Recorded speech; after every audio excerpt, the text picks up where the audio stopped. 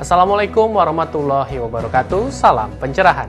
Pemirsa dimanapun Anda berada, senang sekali Berita TV-mu kembali hadir menjumpai Anda untuk menyajikan sejumlah informasi yang cerdas dan mencerahkan. Di antaranya adalah Komisi Pemberantasan Korupsi atau KPK mencium adanya pihak lain yang terlibat dalam kasus suap pengamanan infrastruktur di Kementerian Pekerjaan Umum dan Perumahan Rakyat. Badan Pemeriksa Keuangan atau BPK RI merayakan hari jadinya yang ke-69. Bersama saya Boy Aditya, inilah Berita TV-mu selengkapnya.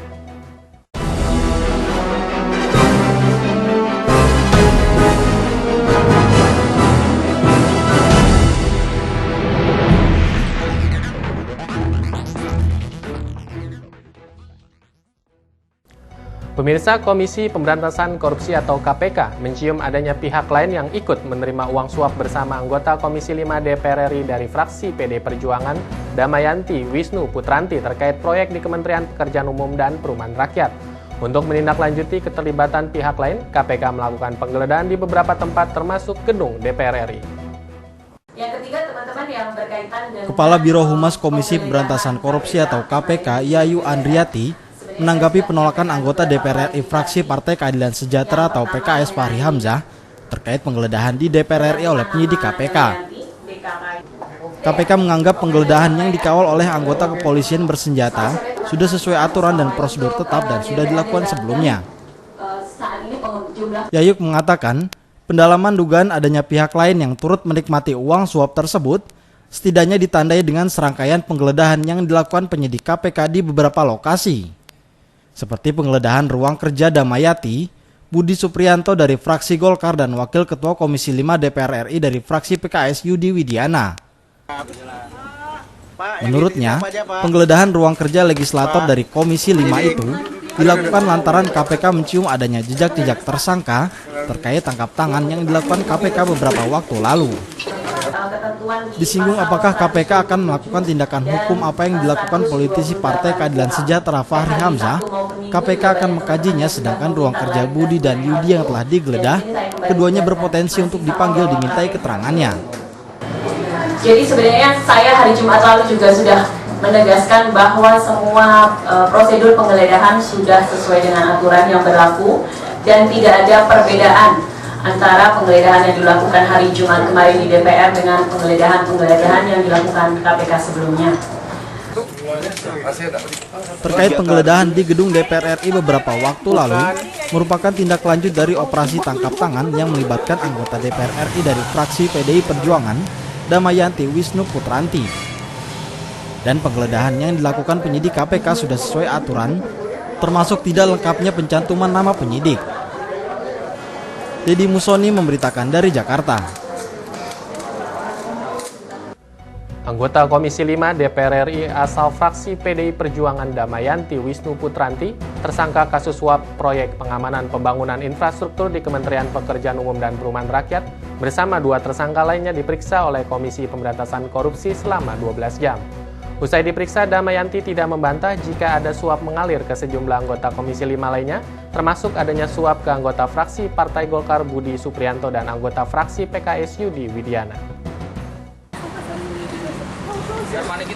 Terkait pengembangan penyidikan kasus dugaan suap proyek pembangunan infrastruktur oleh Kementerian Pekerjaan Umum dan Perumahan Rakyat tahun 2016, penyidik KPK memeriksa anggota Komisi 5 DPR RI asal PDIP, Damayanti Wisnu Putranti bersama dua tersangka lainnya. Usai menjalani pemeriksaan selama lebih dari 12 jam, akhirnya Damayanti merampungkan pemeriksaan lebih dulu dan keluar dengan pengawalan dua petugas rutan KPK. Saat ditanya wartawan seputar suap yang diterimanya merupakan bagian dari jatah Komisi 5, Damayanti menolak menjawab pertanyaan wartawan.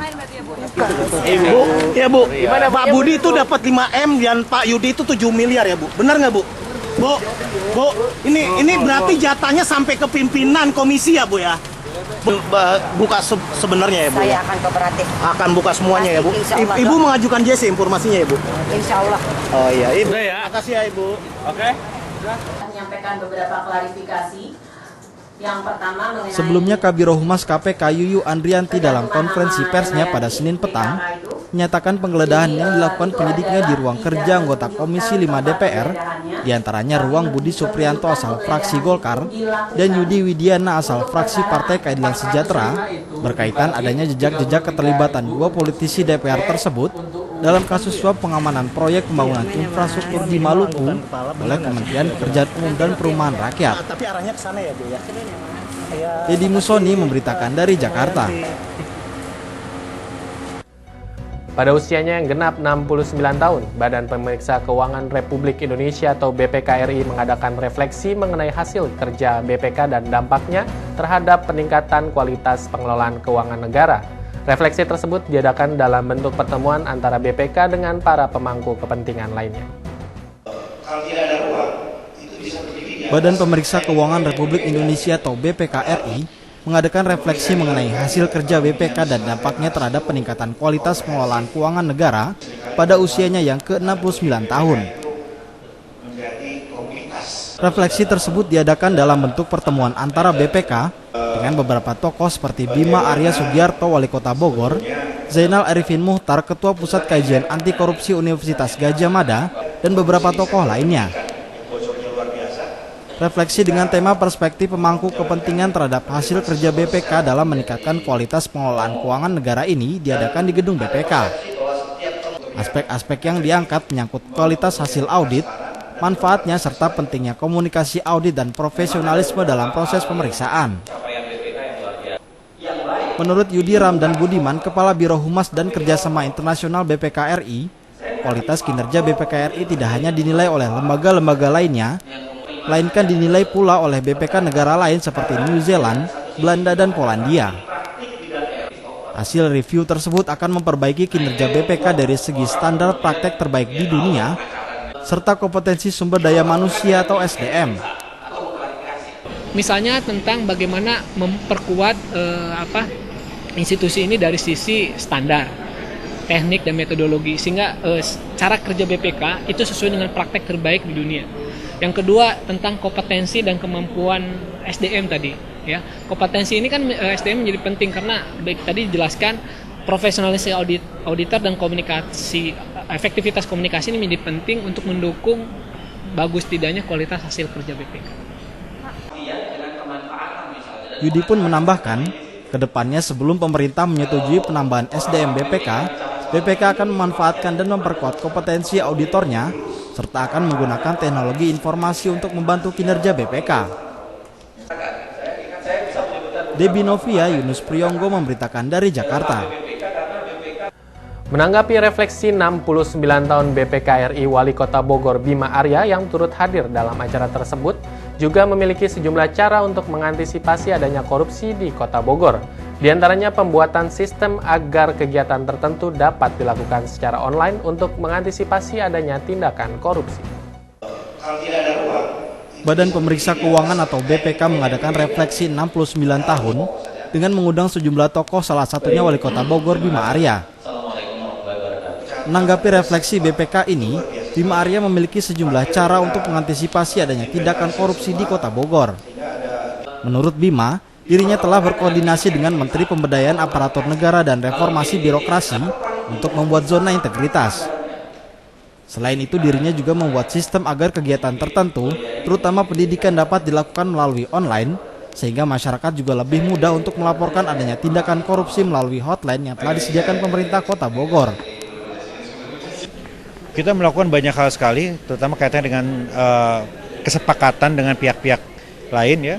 Kita mengadakan kerjasama dengan Menpan untuk mencanangkan zona integritas, ada koordinasi supervisi dan pencegahan dengan KPK, kemudian membangun sistem perangkat teknologi yang canggih, ya, rakyat bisa langsung mengadu lewat jalur hotline kita, kemudian juga banyak sistem di bidang pendidikan, ya, PPDB, penerimaan siswa baru secara online, pajak online, ada tapping box yang ditaruh di wajib pajak untuk menutup atau mengurangi celah untuk manipulasi gitu. Jadi untuk mendorong transparansi.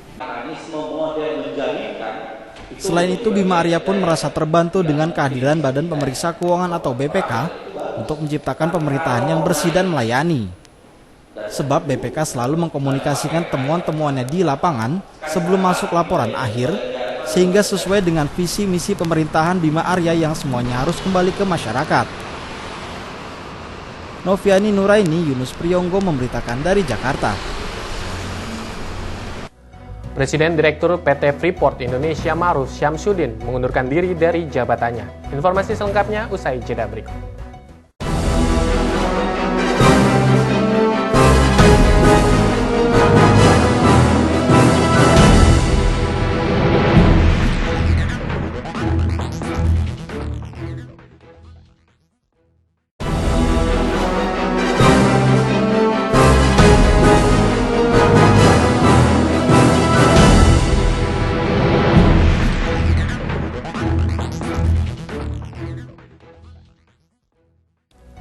Pemirsa, terima kasih masih bersama kami dalam Berita TV-mu. Nama Ma'ruf Syamsuddin mencuat ke permukaan saat dirinya melaporkan rekaman pembicaraan mantan Ketua DPR RI Setia Novanto dan pengusaha minyak Reza Khalid dalam kasus pencatutan nama Presiden dan Wakil Presiden Republik Indonesia.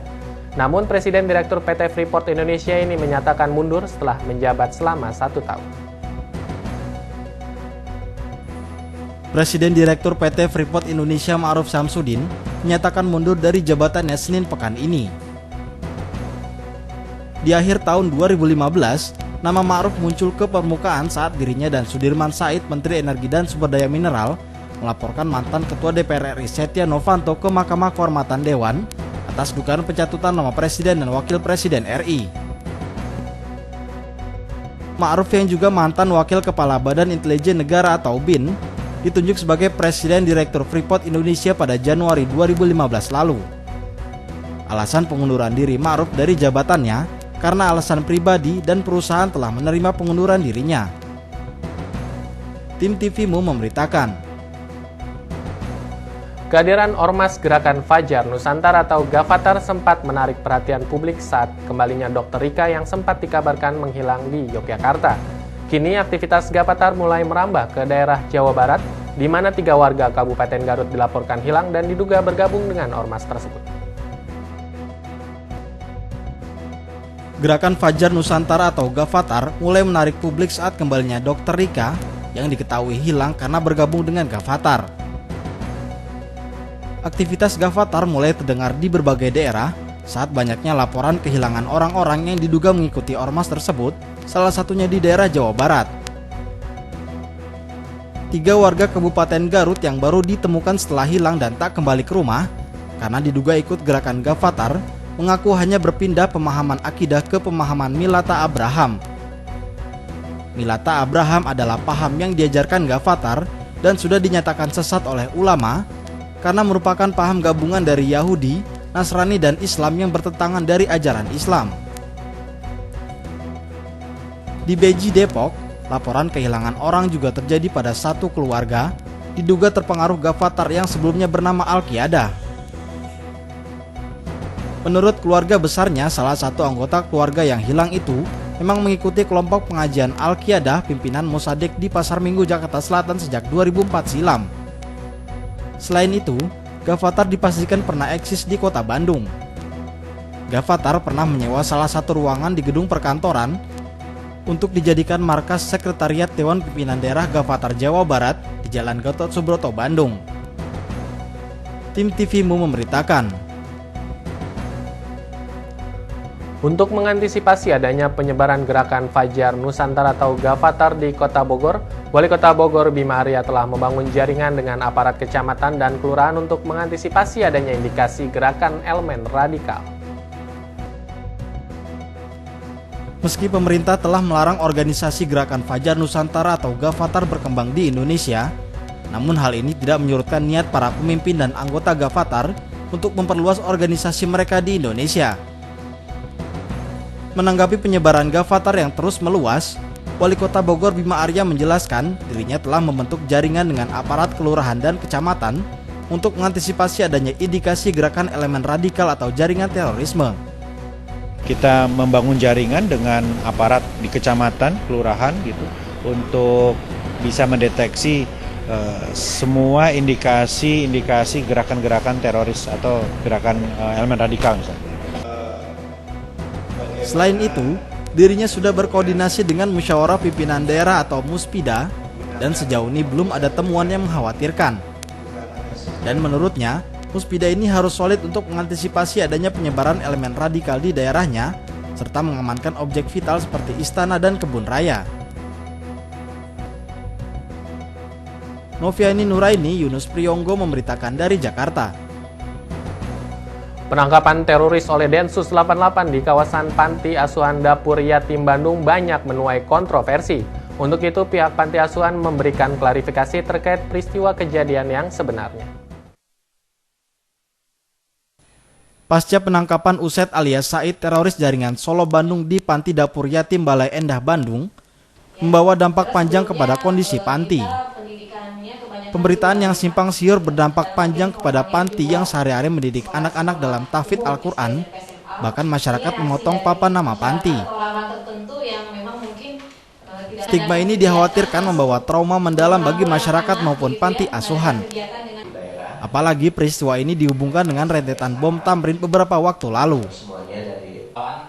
Forum nasional yang bergerak dalam kegiatan sosial mendukung langkah-langkah Panti Dapur Yatim untuk menjelaskan secara terbuka kepada publik dan melapor kepada Komisi Pelindungan Anak Indonesia. Devi Susiana, pengelola Panti Dapur Yatim, membantah dan mengklarifikasi pemberitaan yang beredar bahwa orang yang ditangkap oleh Densus 88 bukanlah karyawan ataupun keluarga besar Panti Dapur Yatim, melainkan pengunjung yang biasa sholat di masjid kawasan panti. Dengan terjadinya penangkapan oleh Densus 88 anti teror kepada salah seorang pengunjung panti asuhan yang terduga terlibat dengan kelompok radikal. Saya garis bawahi di sini, ini adalah pelakunya adalah pengunjung panti asuhan, ya. Kenapa saya garis bawahi? Karena selama ini yang tersiar kabar di luar sana ini adalah pelakunya adalah pengasuh panti asuhan atau karyawan panti asuhan, bahkan pengajar, ya, pengajar panti asuhan. Nah, saya tekankan di sini bukan seperti itu. Adakan kegiatan langsung merangkul. Kesimpang siuran berita ini cukup menekan kondisi psikis pengajar maupun para anak asuh di panti ini. Rita Pranawati selaku komisioner KPAI menghimbau kepada Kementerian Sosial untuk segera menertibkan dan melindungi panti asuhan dari paham-paham radikal.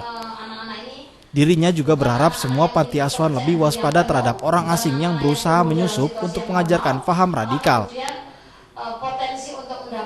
Arina Nurrohmah, Trio Prasetyo memberitakan dari Jakarta. Pemirsa, apa saja strategi dari Muhammadiyah dan Aisyah ke depan dalam menghadapi tantangan yang cukup pelik? Simak informasi selengkapnya sesaat lagi.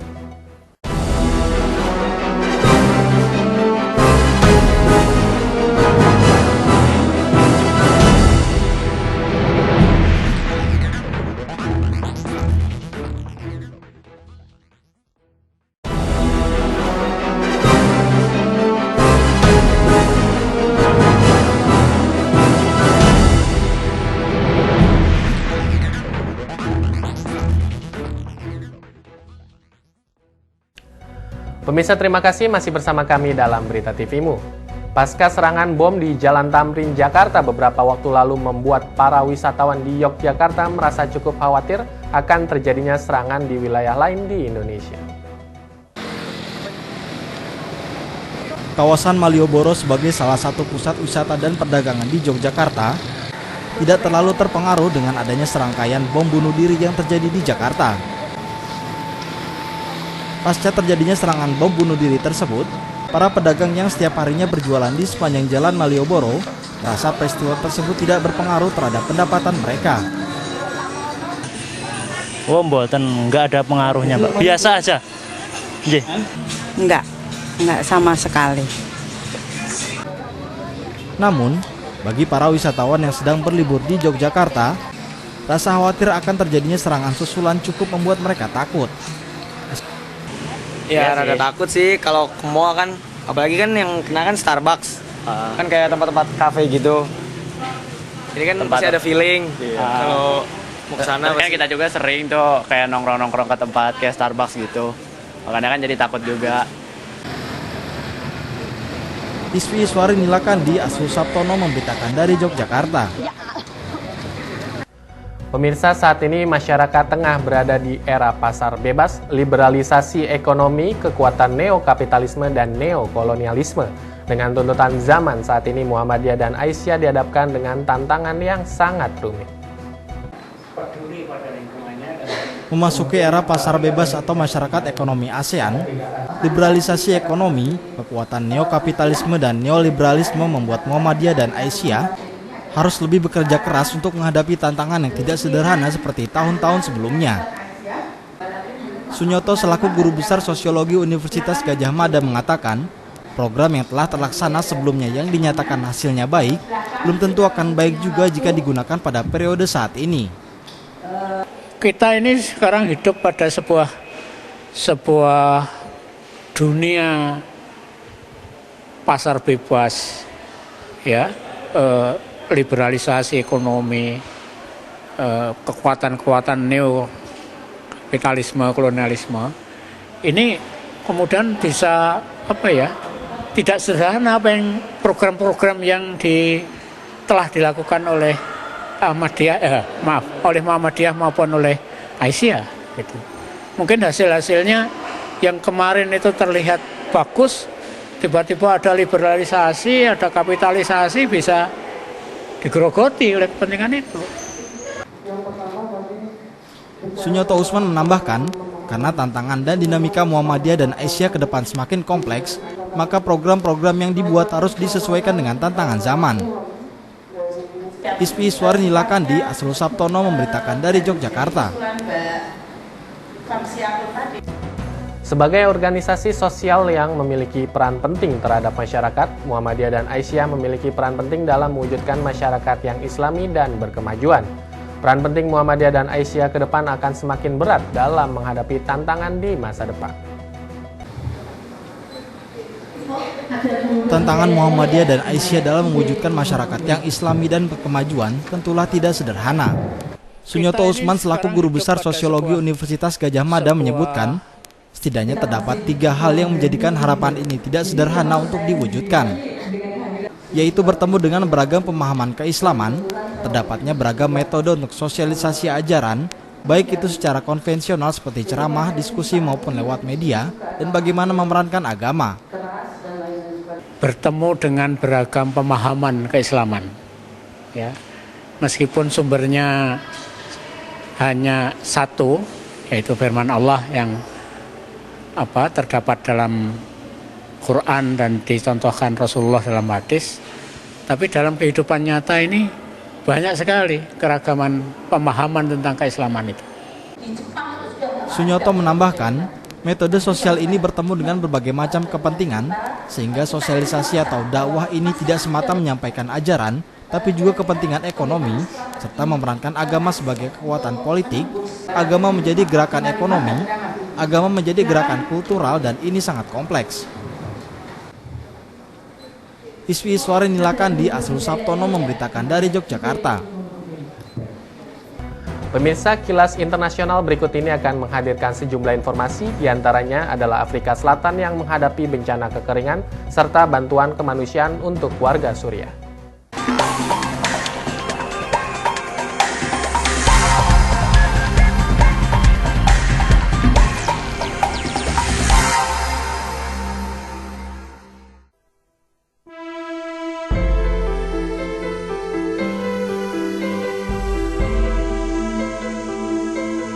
Guna menanggulangi bencana kekeringan Afrika Selatan yang amat parah, Operation Hydrate segera dibentuk oleh sekelompok sukarelawan yang dikoordinasi oleh Yusuf Abramji. Para sukarelawan berhasil mengumpulkan bergalon-galon air untuk dibagikan ke masyarakat di kawasan yang kini telah menggurun.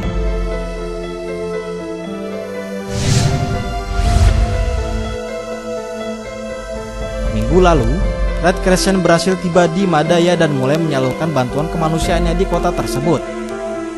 Saat mereka tiba, sudah banyak warga dalam kondisi mengenaskan akibat kelaparan, terutama anak-anak dan balita.